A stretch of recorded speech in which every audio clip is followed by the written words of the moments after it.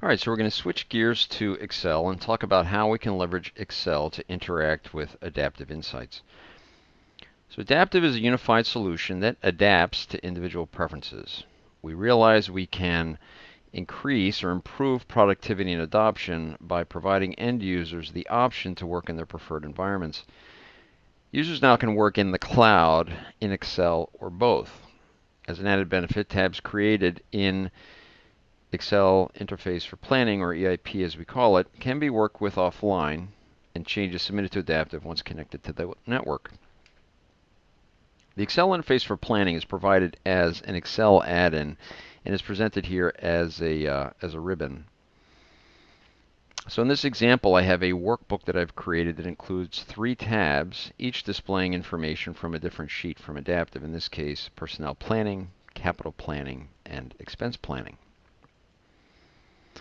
The workbook is currently offline, and you can tell this because the planning ribbon is grayed out and the login button is highlighted.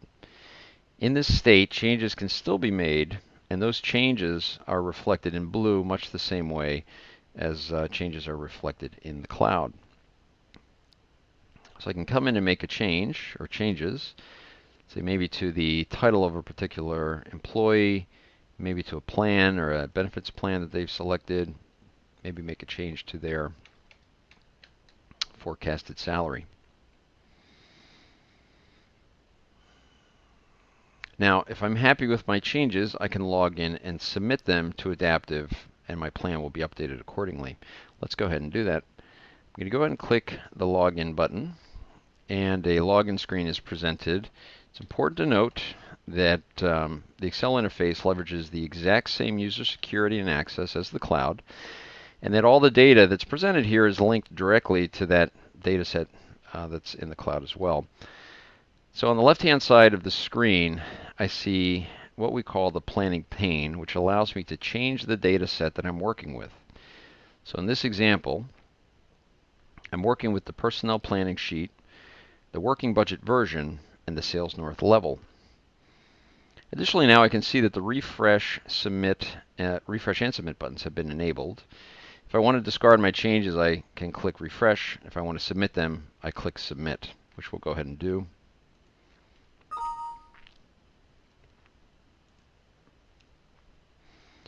The changed items, or the change that I've made, the color will now be changed back to black, indicating that those values have been saved. I can also see now that the submit button is grayed out, indicating there are no additional items to submit. So my experience here in Excel is very much the same as it is from a browser, including other actions such as adding detail rows and splits, which I'll go ahead and do. I can add a new row, and that row can then be modified. My input's changed just like I showed and talked about just a second ago. So as I mentioned earlier, these tabs are really very easy for our end users to create. In this case, I want to add a new tab, and for this example, I want to make an adjustment to my revenue forecast. So to do that, I first come up and select the appropriate sheet, which in this case is my product revenue sheet. Selecting product revenue sheet, or selecting the sheet, will display the sheet in the default view that was set up initially or that I modified and saved at an earlier point. The planning pane has changed as well to reflect the specific details of the sheet I'm working with. The product revenue sheet is what we call multidimensional. It allows us to create a detailed revenue plan by customer and product, in this case, the 2 main dimensions of this model. Other dimensions include accounts and levels. Accounts show the details that are being calculated for all combinations of product and customer. It behaves much like a pivot table, but one where you can actually make changes to your inputs. So in this example, our primary driver is units, but it's ultimately based on a series of assumptions, creating a forecast by customer and product of gross profits and margin.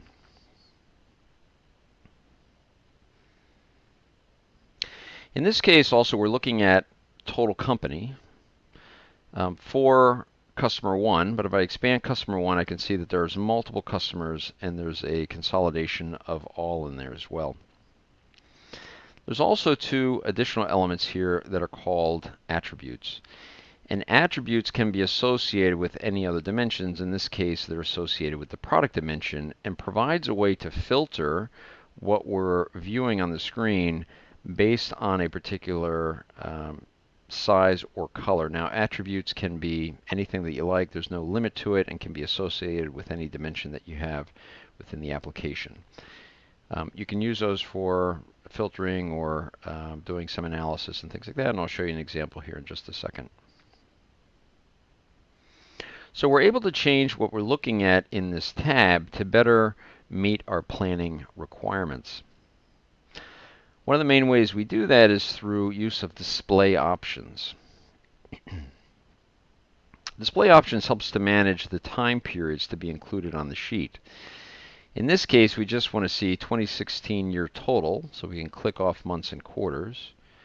2017, just month and full year, or months and full year. And we are really not that interested in 2018, so we'll deselect that altogether.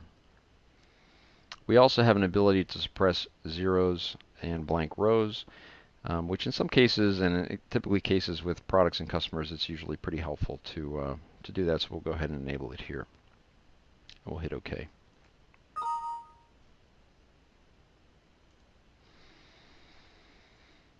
To grayed out because we are looking at the total company view. The available items in the levels are all controlled by user access. A user will only see the level he has been granted access to see.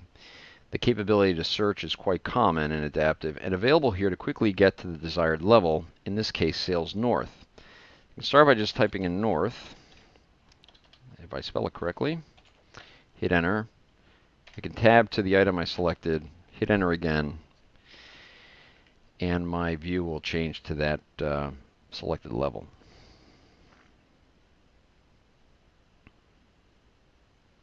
All right, so at this point now, I see the cells are in white, which indicates that I can make some adjustments to them. So I can come in and let's say just make a cell change, make that 50, oops, drag it to the right, and update some of these other values accordingly.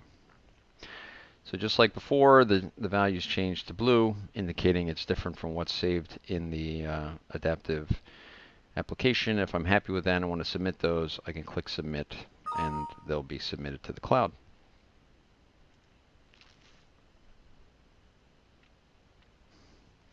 The view on the screen can be reoriented to support data entry and analysis. So for starters, I'm going to go ahead and actually look at customers in total. And let's just take a quick look at size and color. So if I want to change or reorient my view to show size or color at the top, I can do so by coming down to the axis and coordinates view and say, well, I want to take size and just swap it with the time dimension across columns. I'm going to go ahead and change my time period back here to January 2017. And now I'll see that across my product forecast for that period, I can see how the distribution or how it's being distributed across these size categories.